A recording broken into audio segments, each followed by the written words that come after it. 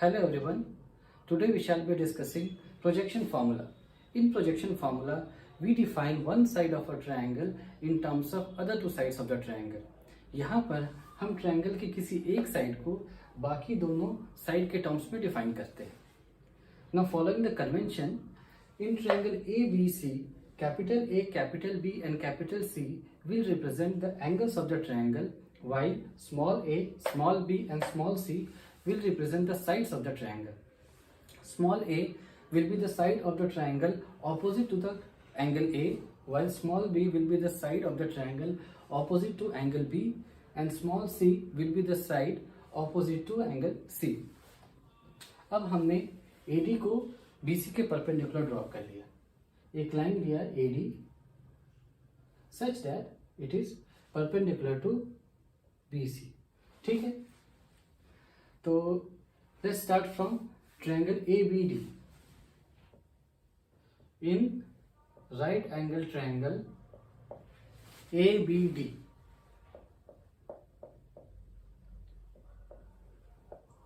ठीक है, this is our angle B. तो हम लिखेंगे cosine of angle B, cos of angle B. In triangle ABD, cos of angle B will be base divided by hypotenuse. तो base यहाँ पर क्या है? BD divided by hypotenuse is AB. तो BD को हमने BD रहने दिया और AB को हमने क्या लिख दिया? Small c. तो यहां से साइड BD कितना आ जाएगा? Small c into cosine of angle B.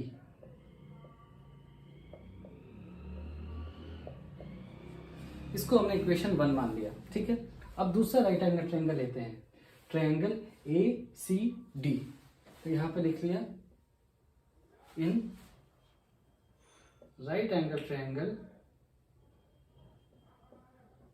ACD, ये एंगल C है. तो इसका कॉस निकालते हैं. Cosine of angle C in triangle ACD, cosine of angle C will B base CD divided by hypotenuse AC. तो इसको लिख दिया CD divided by hypotenuse AC. तो CD को CD रहने दिया और AC क्या होगा? Small b. तो ये स्मॉल b हो गया. ठीक. तो यहां से हम साइड CD निकाल सकते हैं. CD क्या हो जाएगा?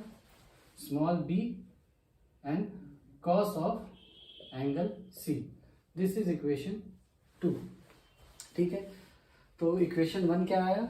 BD is equal to C cos B और CD कितना आया? CD is equal to B cos C. ठीक है. अब इन दोनों को हमने ऐड कर दिया तो क्या आएगा हमारे पास? BD plus CD. तो BD प्लस CD कितना है? BC. And BC is equal to side A. तो साइड A क्या हो जाएगा? B cos C plus C cos B plus C cos of B. ठीक है. Very simple, very straightforward. A is equal to B cos C plus C cos B. यानी कि एक जो साइड है वो क्या है? दूसरे साइड और जो तीसरा एंगल है उसके कॉस का मल्टीप्लिकेशन प्लस जो तीसरा साइड है और जो बचा हुआ एंगल था B उसके कॉस का मल्टीप्लिकेशन. ठीक है. तो यहां पर हम देख सकते हैं कि A के रेस्पेक्ट में B और C क्या है? सिमेट्रिकल है. तो उसी तरह से हम सिमिलरली B और C, साइड B और साइड C के लिए भी फॉर्मूला लिख सकते हैं. तो साइड B क्या आ जाएगा? A cosine of C plus C cosine of A. ठीक है. सिमिलरली साइड C क्या आ जाएगा? A cosine of angle B plus side B and cosine of angle A. ठीक है. तो यहां से क्या मिल गया हमको? प्रोजेक्शन फॉर्मूला कि एक साइड जो है वो दो साइड के कॉस ऑफ एंगल के कॉम्बिनेशन के सम के साथ लिखा जा सकता है। फॉर एग्जाम्पल साइड ए क्या हो जाएगा, B cos C plus C cos B. Side B क्या आ गया, A cos C plus C cos A, and C is equal to A cos B plus B cos A. ठीक है, pretty straight forward formula. अब इसका application क्या है, तो इसका यूज हम अभी आगे देखते हैं। इस फॉर्मूले को हमने अपने दिमाग में रख लिया और आगे बढ़ते हैं।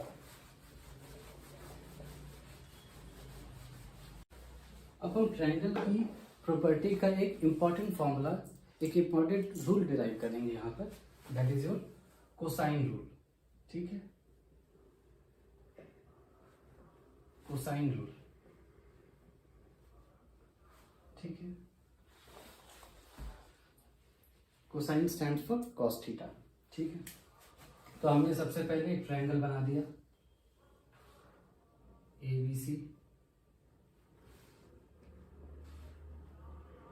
ठीक है, ए के एंगल ए के ऑपोजिट जो एंगल जो साइड होगा वो होगा स्मॉल ए। सिमिलरली जो एंगल बी है उसके सामने वाला साइड होगा स्मॉल बी, और जो एंगल सी है उसके सामने वाला जो साइड होगा वो हो जाएगा स्मॉल सी। ठीक है, फिर हमने एक परपेंडिकुलर AD ड्रॉप कर दिया जो कि BC के परपेंडिकुलर है। ठीक है, AD is perpendicular to BC। अब हम यहाँ पर कोसाइन रूल यूज करेंगे, कोसाइन रूल बेसिकली डिराइव करेंगे। ठीक है, तो यहाँ पर हमारे पास तीन साइड्स हैं A B C, तो हमने मान लिया इस साइड के रिस्पेक्ट में डिराइव किया। ठीक है, तो यहाँ पर हमने लिखा in triangle ABD, in right angle triangle ABD, ABD। ठीक है, ABD क्या है, एक राइट एंगल ट्रायंगल है, तो यहां पर AB स्क्वायर क्या हो जाएगा, AD स्क्वायर हो जाएगा प्लस BD स्क्वायर हो जाएगा। ठीक है, bye simple application of Pythagoras theorem, ये हमें मालूम है। AB स्क्वायर क्या है, C स्क्वायर, तो साइड C का स्क्वायर लिख लिया। अब यहाँ पर हम आकर थोड़ा रुक गए, आगे कैसे प्रोसीड करें, ये AD है और ये BD है। ठीक है, तो यहाँ पर हमें एक चीज़ ध्यान देना होता है कि अगर हम एक साइड पर किसी मतलब RHS पर अगर हमने कोई साइड लिखा है, सपोज यहाँ पर साइड C लिखा है, तो जो RHS होगा उसमें जो एंगल्स होंगे वो इसके करस्पॉन्डिंग होंगे, यानी जो RHS में जो हम एंगल होगा उसमें हम इस एंगल को, एंगल C को इंक्लूड करने की कोशिश करेंगे। ठीक, इससे क्या होगा कि हमारा कैलकुलेशन आसान हो जाएगा। इसका मतलब क्या होगा कि जो AD है ये एंगल मान लो B है और ये एंगल C है। ठीक है, तो AD को आप क्या लिख सकते थे, आप इसको साइड C के प्रोजेक्शन और एंगल B के टर्म्स में भी लिख सकते थे। ठीक है, लेकिन हम एंगल C के टर्म्स में हमको AD लिखना है, तो आप देख सकते हो कि इन ट्रायंगल ACD अगर हम यहाँ पर साइन C निकालते हैं तो साइन C क्या आ जाएगा, AD बाई हाइपोटेन्यूज क्या है यहाँ पर B। ठीक है, तो इस ट्रायंगल में ACD ट्रायंगल में जो साइन C है वो क्या है, AD बाई B, तो यहाँ से AD क्या हो जाएगा, B साइन C। तो हमने क्या किया, AD को क्या लिख दिया, B साइन C लिख दिया। ठीक है, AD का स्क्वायर था तो यहाँ पर हमने स्क्वायर कर दिया। ठीक है, ठीक, हमें क्या करना है, इसको इस तरह से लिखना है कि एंगल C इन्वॉल्व हो। ठीक है, तो BD को मैंने क्या लिख दिया, BC माइनस CD लिख दिया। ये क्या हो जाएगा, BC माइनस CD का होल स्क्वायर। ठीक है, क्यों ऐसा किया कि CD के लिए फिर हम लिख सकते हैं इसको B cos C, तो ये क्या आ जाएगा आपका B साइन C का whole square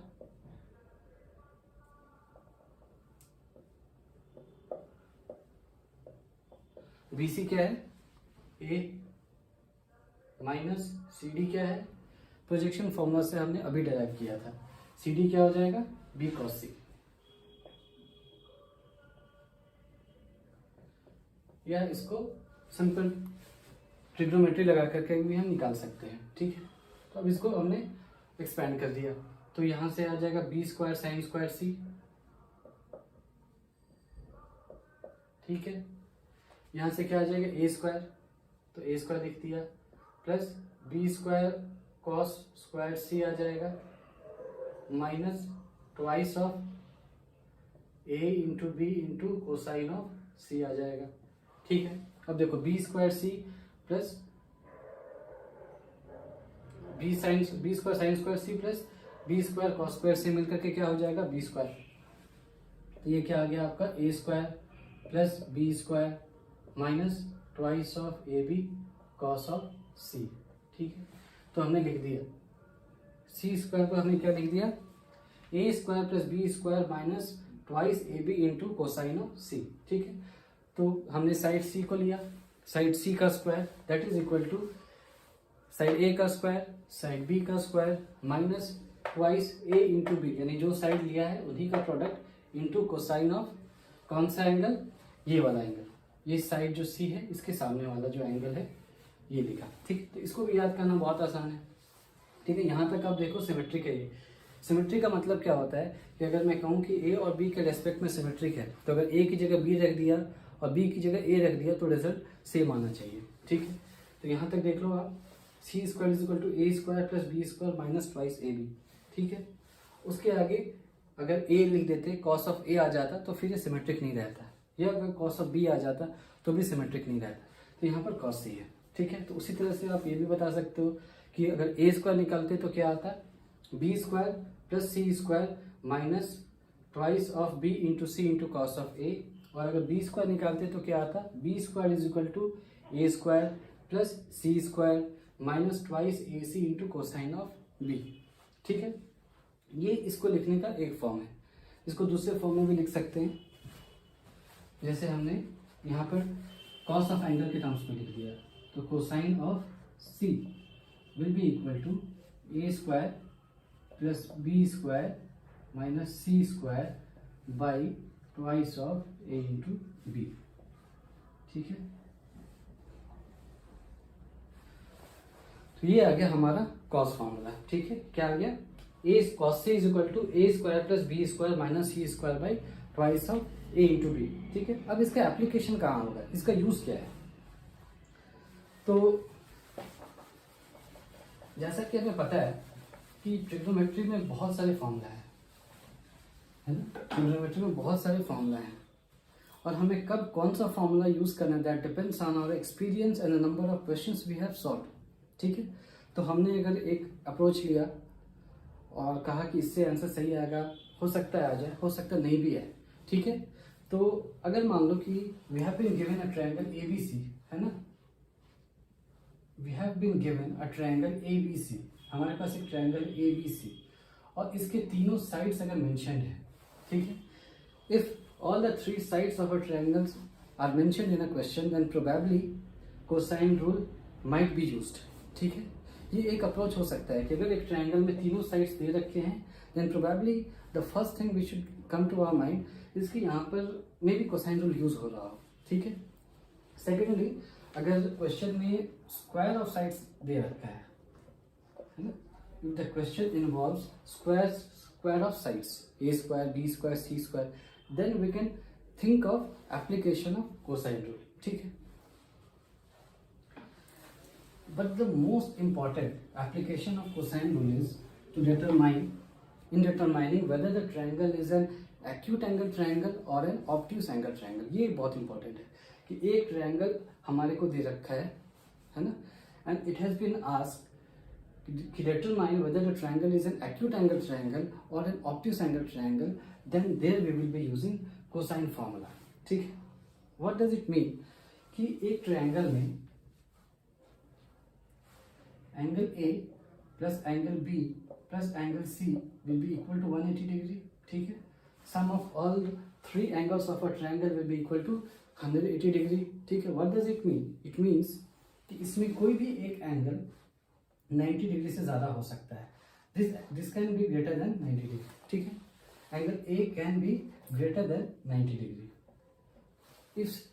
If angle A is greater than 90 degree, then definitely angle B as well as angle C will be less than angle 90 degree। क्यों? क्योंकि B and C का जो सम होगा, अगर एंगल A 90 डिग्री से ज़्यादा है, it means B plus C will be less than 90 degree। ठीक है ना, B plus C will be less than 90 degree. मतलब कि किसी भी ट्रायंगल में केवल एक ही एंगल ऑब्ट्यूस हो सकता है, उससे ज़्यादा ऑब्ट्यूस नहीं हो सकता। मतलब एक ही एंगल 90 डिग्री से ज़्यादा हो सकता है, उससे ज़्यादा एक एंगल से ज़्यादा 90 डिग्री नहीं हो सकता कोई एंगल ट्रायंगल में, ठीक है। अब क्वेश्चन है कि why only cosine formula can be use in determining whether the triangle is acute angle triangle or a obtuse angle triangle, why not sine rule? तो as we know कि in a triangle angles can vary from 0 to 180 degree. Of course they can either be 0 degree nor be 180 degree, somewhere in between 0 degree and 180 degree. Now suppose angle A is equal to 135 degree, ठीक है। और हमें पता है कि 0 से पाई के बीच में साइन की वैल्यू हमेशा पॉजिटिव होती है, ठीक है। तो हमारा साइन का कुछ वैल्यू आया तो हम उससे ये नहीं बता सकते कि हम फर्स्ट क्वाड्रेंट में हैं या सेकंड क्वाड्रेंट में हैं, ठीक है। तो we can not determine whether the angle is less than 90 degree और स्मॉलर देन 90 डिग्री, यानी कि whether the triangle is obtuse angle triangle और acute angle triangle. But in case of cosine, in first quadrant cos is positive, in second quadrant cos is negative. It means कि अगर somehow cosine का जो value है वो अगर negative आ जाए, इसका मतलब क्या हुआ? इसका मतलब हुआ कि एक एंगल क्या होगा, ग्रेटर देन 90 डिग्री होगा, एंड इट मीन्स कि जो ट्रायंगल है वो क्या होगा, ऑब्ट्यूस एंगल ट्रायंगल होगा, ठीक है। उसको हम ऐसे भी देख सकते हैं कि मान लिया कि कोसाइन ऑफ सी नेगेटिव है, इसका मतलब क्या हुआ, A square plus B square minus C square by twice of AB is less than 0, ठीक है। If cosine is negative, then a square plus b square minus c square by twice of AB is less than 0, ठीक है। Now twice AB can never be less than 0, है ना, sides कभी negative नहीं हो सकते, 2 नेगेटिव नहीं है, तो ये हट गया। इसका मतलब क्या होगा, a square plus b square minus c square is less than 0, this implies c square is greater than a square plus b square. Or if somehow we are able to prove this, this is sufficient condition to show that triangle is obtuse angle triangle, ठीक है।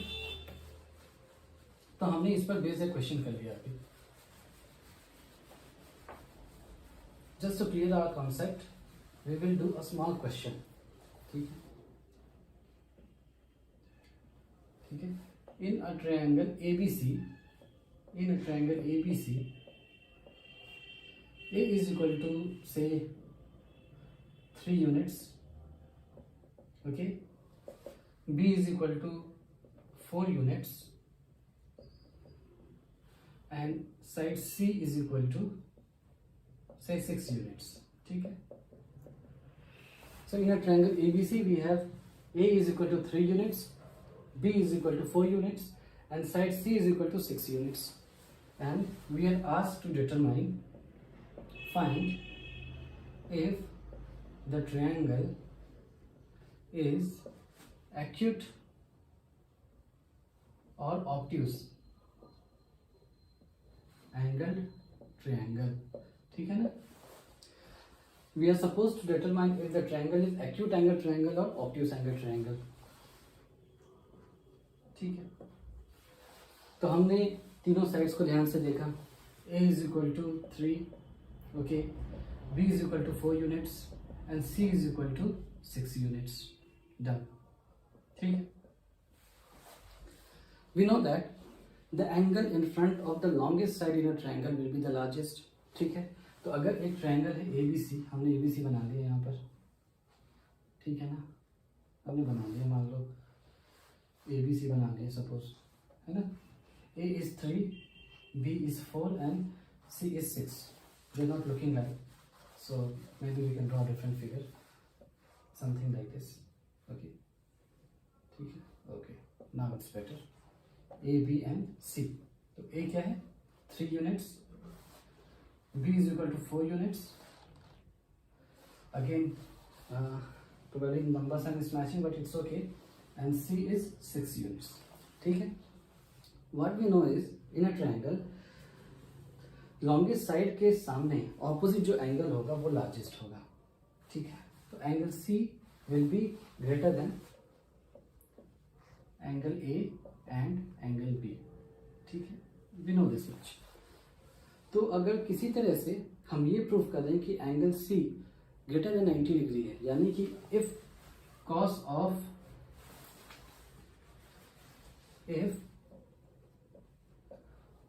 Of C is less than 0, इसका मतलब क्या है कि सी कहाँ पर होगा, 90 डिग्री से ज़्यादा होगा, यानी कॉस सी कहाँ पर होगा, सेकेंड क्वाड्रेंट में, ठीक है।